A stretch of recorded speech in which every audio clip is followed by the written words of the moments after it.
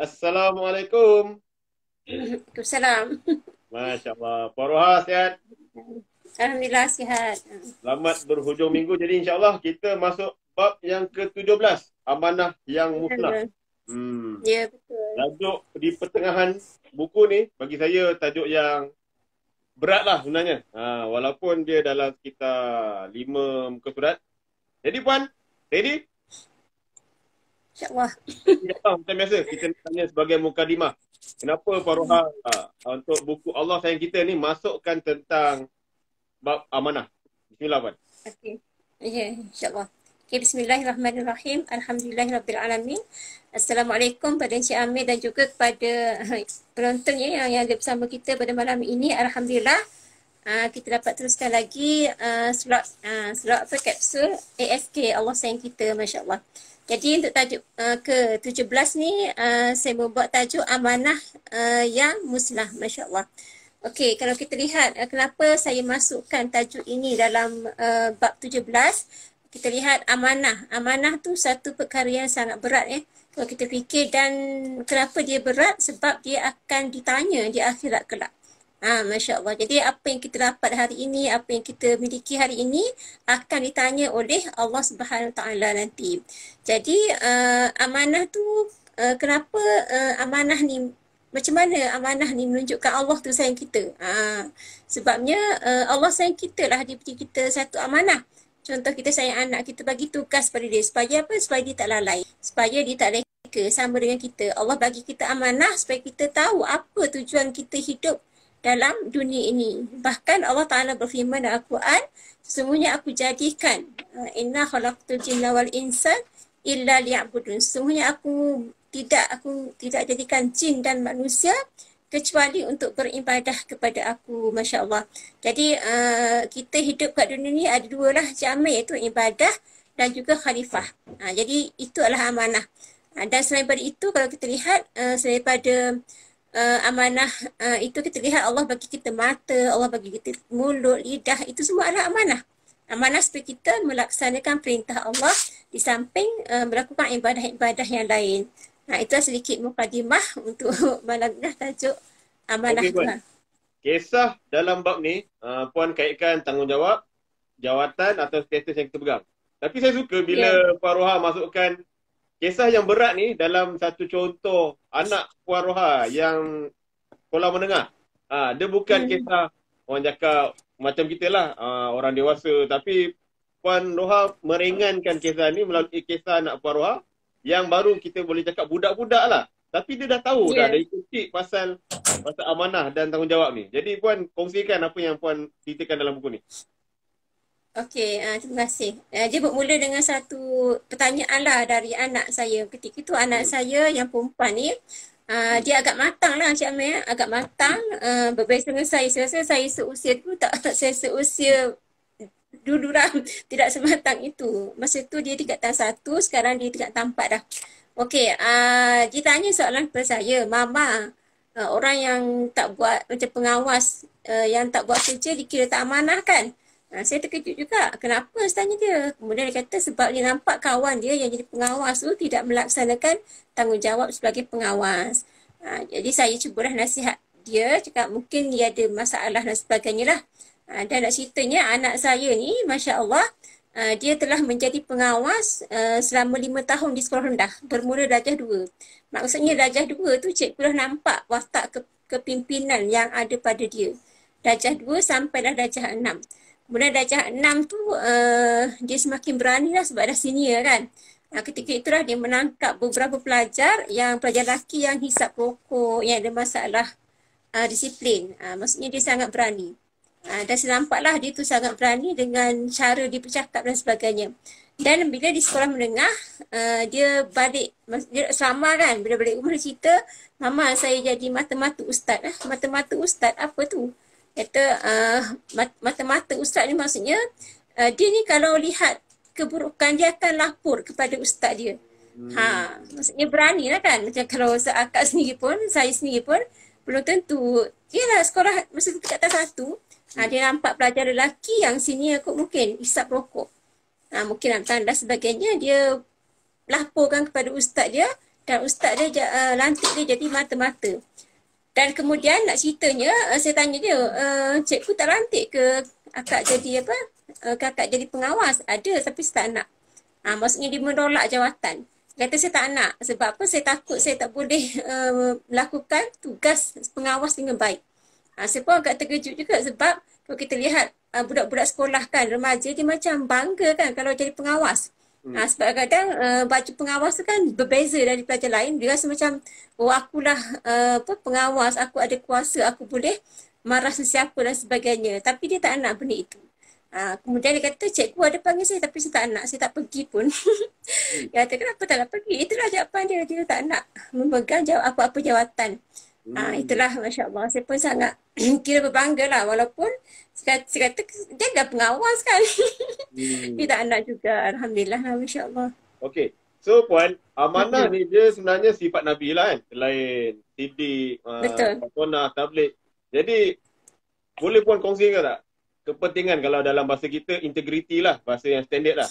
Kenapa penting ni sifat amanah ni dalam diri kita semua ni? InsyaAllah Puan. Okey, terima kasih. Okey, jadi kita lihat di tempat saya kerja pun ada ditubuhkan satu macam jawatan kuasa di mana jawatan kuasa integriti di jabatan. Maksudnya satu institusi lah. Saya pun fikir, kenapa perlu ada kan? Maksudnya kenapa? Sebab menunjukkan bahawa ramainya penjawat awam, minta maaf lah, penjawat awam yang tidak amanah. Kadang-kadang kita macam terfikir kan. Bagi saya lah, kalau kerja kerajaan ni adalah satu pekerjaan yang macam agak kita panggil agak mudah lah, senang. Maksudnya tak kerja pun dapat gaji. Beza dengan swasta lah kan. Macam Cik Amir, kalau tak buat kerja tak ada gaji lah. Macam itulah contoh. Tak ada sil, tak ada bayaran. Tapi pekerja kerajaan ni buat kerja ke tak buat kerja ke tiap bulan mesti masuk gaji. Di situlah kita panggil integriti penjawat awam. Maksudnya macam mana sikap kita terhadap pekerjaan kita. Amanah kat situ. Jadi contohnya macam amanah tu dari segi masa. Kan, dari segi masa, dari segi peralatan pejabat, dari segi penggunaan internet, semualah di jabatan kadang kita ambil mudah. Jadi soalan Cik Amir tadi, kenapa kita perlu ada? Pertama, kita nak harta kita berkat. Kan, Masya Allah. Kadang-kadang kita lihat kenapa anak kita degil, kenapa suami ataupun isteri kita ada masalah. Rupanya duit yang kita bawa balik tu kadang-kadang tidak berkat, bercampur dengan haram. Tapi kita tak sedar. Kita sedar haram tu makan babi kan. Contohlah makan minum arak dan sebagainya. Tapi kita tak sedar rezeki yang kita ambil tu hak orang lain. Kan kemudian mungkinlah kat sini kenapa mungkin kita lihat Allah balaslah dengan cara yang berbeza. Jadi macam mana kita nak bersihkan hati kita, itulah dalam Islam tu ada zakat. Konsep zakat, konsep sedekah, konsep infak. Jadi dengan cara itu kita boleh bersihkan harta kita, insyaAllah. Macam sekarang kan PKP, macam saya kan duduk rumah, bukannya saya daripada 8 sampai pukul 5 tu saya buat kerja pejabat, tidak kan. Sebab komputer saya tu untuk guna untuk kerja pejabat, anak-anak nak guna untuk PDPR. Kemudian lepas PDPR saya nak guna, bateri pula habis, charge pula dulu. Kemudian anak pula dah sama, anak lain pula. Jadi buat kerja pejabat kadang saya buat malam, kadang saya tangguhkan. Jadi macam mana duit gaji saya? Jadi cara itulah saya nak bersihkan dengan cara berinfak dan sebagainya.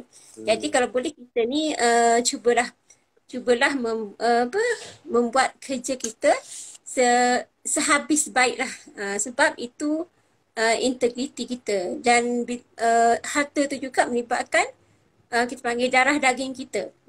Dan bimbang apa yang Rasulullah sebut, setiap daging yang tumbuh daripada harta yang haram ni adalah neraka tempat dia. Takut kita ni membesar anak kita dengan duit haram, takut kita campakkan kita dan ahli keluarga kita ke dalam neraka. Itu kita takut. Jadi sentiasalah istighfar. Kita tak dapat elakkan benda ni. Saya pun rasa risau juga. Tu alhamdulillah di jabatan saya, ketua jabatan membuat inisiatif supaya kita ni yang duduk rumah ni ada aktiviti untuk jabatan. Jadi kita rasalah kita buat untuk sesuatu untuk jabatan kita. Ada ceramah, ada program, masuk secara online lah. Bersemuka tak boleh kan. Kita buat secara dalam talian, Masya Allah. Okey, Itulah Encik Amir. cerita pasal tanggungjawab jawatan ni lah kan Puan Roha. Kalau zaman Nabi sebenarnya zaman sahabat lah kan. Dia orang sebenarnya cukup takut bila dapat jawatan dilantik ketua ni. Masing-masing elak. Tapi akhir zaman ni terbalik pula. Semua orang berebut masa jawatan. Jadi pandangan Puan Roha lah terhadap situasi ni, apa yang sebenarnya yang perlu dibetulkan lah. Okey, terima kasih. Saya nampak komen Muhammad Aslam tu. Ni Muhammad Aslam ni yang belajar menulis dengan saya. Dia salah seorang peserta tulisan bersama saya tadi juga ada. Itqan tu pun telah bersungguh-sungguh. Jadi kita kena bersungguh-sungguh dalam bekerja, betul, itqan. Jadi kita macam Encik Amir kan bersungguh ni nak jual buku, Masya Allah. Tapi jual kita bukan jual buku yang Encik Amir. Kita jual ilmu. Kita sebar ilmu kan. Kita sebar ilmu, Masya Allah. Kalau ikutkan waktu kerja malam tak ada kan, contohlah. Kalau ikutkan waktu kerja. Tapi kita ni itqan, bersungguh juga. Nak naikkan nama syarikat. Nak jaga syarikat, kita buat pada waktu malam. Masya Allah. Okay. Jadi kembali kepada soalan Encik Amir tadi. Betul lah. Betul. Zaman Rasulullah ni ada satu hadis Rasulullah melarang sahabat yang meminta jawatan. Masya Allah. Jadi itu yang kita takut. Sebab apa? Sebab Rasulullah lebih tahu. Dan satu lagi hadis Rasulullah SAW, sesungguhnya kalian bersungguh-sungguh meminta jawatan. Maksudnya ada setengah kita ni, setengah sahabat Nabi ni macam bersungguh-sungguh nak jawatan. Kan? Kemudian Rasulullah sambung lagi, sedangkan jawatan itu akan menjadi sesalan pada kamu di akhirat kelak. Masya Allah. Jadi itu yang kita takut. Dan pada hari ini kita lihat kadang-kadang yang nak rebut jawatan tu sebab apa? Sebab nak dapat projek, contohlah. Nak dapat projek ataupun mudah dapat tender dan sebagainya. Masya Allah. Itu yang kita takut sebab kita nak jawatan sebab kita nak dunia. Akhirat kita tinggalkan. Itu yang kita takut. Tetapi pada masa sama Encik Amir, kalau kita ada macam ada bakat untuk memegang satu jawatan, kita kena terima Encik Amir. Sebab apa? Sebab kita takut jawatan tersebut terlepas ke tangan orang yang tidak amanah. Kan? Jadi itulah yang kita kalau boleh kalau macam zaman Rasulullah selepas zaman kewafatan Nabi kan ada sistem khalifah. Sistem khalifah ni sahabat yang mengangkat, bukan dirinya mengangkat diri, bukan sahabat itu sendiri mengangkat dirinya jadi khalifah, tidak. Tapi dipilih oleh sahabat. Maksud macam kita hari ini kalau boleh dipilih oleh rakan-rakan yang mengenali kita, bukan kita sendiri memohon dan sebagainya. Tapi kalau macam sistem pilihan raya kita mohon atas dorongan orang belakang, tak apalah, insya-Allah moga-moga amanah yang dipegang itu dapat membantu umat Islam. Kan kalau kita lihat sistem politik Encik Amir, kalau kita lihat dakwah ni boleh tersebar dengan politik. Bukan jugalah kan Islam. Jadi nak tak nak dalam satu orang Islam kena pegang jawatan Encik Amir. Tapi dalam satu hal yang sebaliknya, orang setengah tu kalau dia rasa tak layak, dia minta juga, ini yang berdosa. Takut sesuatu itu, sesuatu jawatan yang dipegang oleh orang yang bukan ahlinya, takut negara kita rosak. Masya Allah, itu yang kita takut. Jadi dah terjawab soalannya Encik Amir. Jadi kalau boleh kita berhati-hatilah. Dalam Islam pun ada istikharah, salat hajat dan sebagainya. Kesimpulan kita malam ni, Mila. Tak kesimpulan lagi, Masya Allah. Tak puas lagi nak cerita pasal amanah. Jadi kesimpulannya, saya teringat satu hadis Nabi Rasulullah SAW, di mana sedikitlah maksud dia, antara sifat-sifat orang munafik ni, Encik Amir, adalah dia seorang yang tidak amanah. Jadi kena ingatlah, amanah yang kita ada, yang diberi, kita kena jagalah betul-betul. Sebab kalau kita tidak tunaikan amanah, takut kita ni tergolong di kalangan orang-orang munafik. Masya Allah, na'udzubillah lah. Jadi satu hadis Nabi SAW lagi, Rasulullah bersabda, kullukum ra'in, setiap kamu adalah pemimpin. Wa kullukum mas'ulun an ra'iyatuhum. Maksudnya setiap kamu ni akan dipertanggungjawabkan apa yang kamu pimpin. Tanggungjawab apa? Maksudnya Allah akan tanya di akhirat nanti apa yang kita bawa pada hari ini. Maksudnya apa yang kita dapat kat dunia ni, jangan kita macam gembira lah, happy, senang lenang dengan jawatan, tak boleh. Kan kadang-kadang orang bangga dengan jawatan. Sebab dia ada jawatan, orang sanjung dia. Sebab dia ada jawatan, orang apa beri keistimewaan pada dia. Tapi dalam bersama dia tak sedar. Di akhirat nanti, dia akan dipertanggungjawabkan.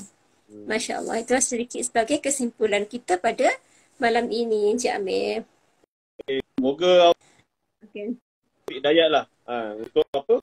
Untuk kita jaga amanah ni lah. Betul-betul sungguh-sungguh macam yang disebut tadi dengan Itfan. Sebab kita ada berkait dengan bab ke-18. Kita minta hidayat tadi ni. Bab ke-18 ni bagi saya sangat menarik. Hidayah hak milik Allah.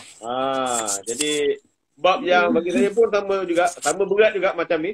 Nak tahu macam mana? Kita jumpa minggu depan insya-Allah. Jadi Puan Roha, terima kasih. Assalamualaikum warahmatullahi taala wabarakatuh. Waalaikumsalam.